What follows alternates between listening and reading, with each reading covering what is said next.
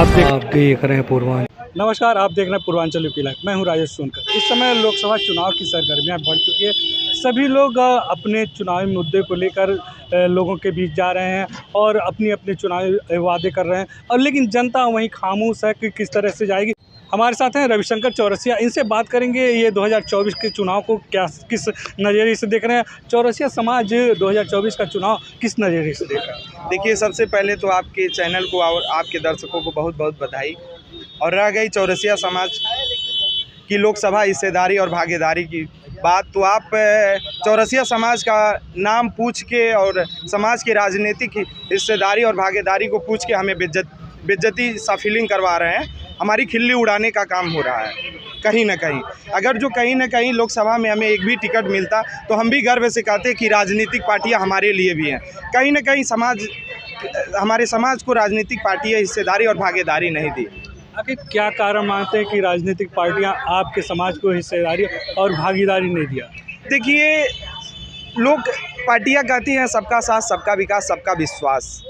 कहीं ना कहीं हम चौरसिया हैं, पिछड़ी जात से आते हैं, शूद्र हैं, तो पार्टियां हमें वैसे ही कहती हैं कि तुम्हारा व्यवसाय पान है, पान जाके लगाओ। अगर जो यही कहीं हमारे पीछे उच्च जातियों का लोगो लगा रहता तो कहीं ना कहीं हमारे समाज को भी हिस्सेदारी भागीदारी मिलती। हमारे समाज के हमारे नाम के पीछे चौरसिया लगा है, इसीलिए हम लोगों को भागीदारी नहीं मिली। मूल रूप से यही है, हम पिछड़ी जात से आते हैं, इसलिए हमें हिस्सेदारी भागीदारी हमारे समाज को कहा जाता था चौरसिया समाज राजनीतिक हिस्सेदारी नहीं मांगता था, लेकिन राजनीति के प्रति उसकी चेतना भी जागृत नहीं थी। लेकिन अब हो रही है, तो किस तरह से, किस पार्टियों से आप हिस्सेदारी की बात कर रहे हैं? देखिए सर, आप कह रहे हैं मांगते नहीं थे। हमारे लोग ऐसे भी हैं कि अन्य पार्टियों में रह के अपना पूरा जीवन न्यौछावर करके मतलब परित्याग कर दिया है, मर भी गए हैं, लेकिन उन्हें आज तक हिस्सेदारी और भागीदारी नहीं मिली। आप कह रहे हैं कि मांगे नहीं, हम लोग तब भी मांग रहे थे, आज भी मांग रहे हैं और आगे भी मांगेंगे। हमारे लोगों की बात जैसे मीडिया में नहीं चलती है, कहीं प्रेस अखबारों में नहीं आता है, कहीं सामाजिक और राजनीतिक रूप में भागीदारी नहीं दिया जाता है। ऐसा नहीं है कि चौरसिया समाज है, अन्य समाज भी है कि जिन्हें राजनीतिक रूप से पिछाड़ा जा रहा है। जब हम लोग उन लोगों की ये मानसिकता है कि जब ये लोग राजनीतिक रूप से पिछड़े रहेंगे तो ये हमारे पीछे घूमेंगे, हमारी गुलामी करेंगे। ये इस मानसिकता से हम लोगों को दबाया जा रहा है। और कहीं ना कहीं हम पिछड़े हैं तो पिछड़े हमेशा पिछड़े ही दाबे जाते हैं। जैसा आपने कहा कि हम लोग पिछड़े हैं, दबाए जाते, लेकिन आपके नेता, जो भी चौरसिया समाज का नेता, उस तरह का आवाज़ उठा नहीं पाता है क्यों?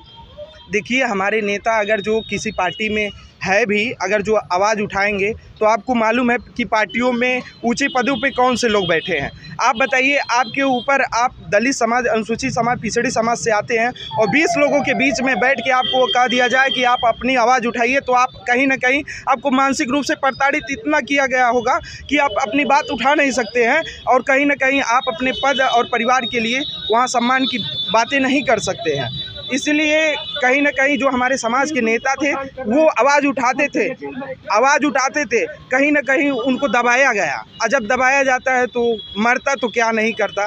तो अपने आप चौरसिया समाज कभी भी आप किसी पेपर अखबार में नहीं देखते होंगे कि कहीं क्राइम में रहा होगा, कहीं बलात्कार, हत्या, अन्य केसों में रहा होगा। चौरसिया समाज एक साधारण परिवार है, पान की खेती करता, अपना किसी तरह हम लोग व्यवसाय करके अपना पालन पोषण करते हैं। लेकिन राजनीतिक पार्टियां हमें आज तक हिस्सेदारी भागीदारी नहीं दी। लेकिन आज हम कहते हैं कि ये 24 चुनाव ख़त्म होगा। 24 चुनाव ख़त्म होने के बाद आप देखिएगा चौरसिया समाज को पार्टियां 27 में जब विधानसभा उत्तर प्रदेश की चुनाव होगी तो उसमें बला की टिकट देंगी। इस तरह से हम लोग आंदोलन उग्र करने का काम करेंगे। ये 24 का चुनाव बीत जाने दी, और 24 में कई लोकसभा हैं कि आप गोरखपुर के आजू बाजू के जो लोकसभा हैं जहां हमारी बाहुल्यता है, देखिए चौरसिया समाज विरोध कर रहा है और आने वाले टाइम में भी विरोध करेगा। और ये जो पार्टियां सोचती थी कि हमारे मानसिक गुलाम है चौरसिया समाज, हमें वोट देता है, उन्हें टिकट देने की क्या ज़रूरत है। मैं उन्हें कह देना चाहता हूं कि ये चौरसिया समाज किसी बाप की बपौती का गुलाम नहीं है कि जो आपको वोट करता आया है और वोट करेगा। हम लोग भी आज शैक्षिक रूप से पढ़े लिखे लोग हो गए हैं और हम लोग भी आने वाले टाइमों में विरोध करेंगे और अपनी राजनीतिक और सामाजिक भागीदारी लेने का काम करेंगे। देखिए नेता चौरसिया समाज ने कहा कि चौरसिया समाज की राजनीतिक हिस्सेदारी किसी पार्टी के द्वारा नहीं मिला है। आने वाले चुनाव में चौरसिया समाज इसका जवाब देगा। 2027 की बात करते हैं, 2027 में इन्होंने कहा कि सभी पार्टियां चौरसिया समाज के लोगों को बुला कर टिकट देगा, नहीं तो फिर चौरसिया समाज एकजुट होगा और अन्य पार्टियों को जिस प्रकार से चौरसिया समाज की उपेक्षा किया जाता है उस पार्टी को हराने का काम करेंगे। पूर्वांचल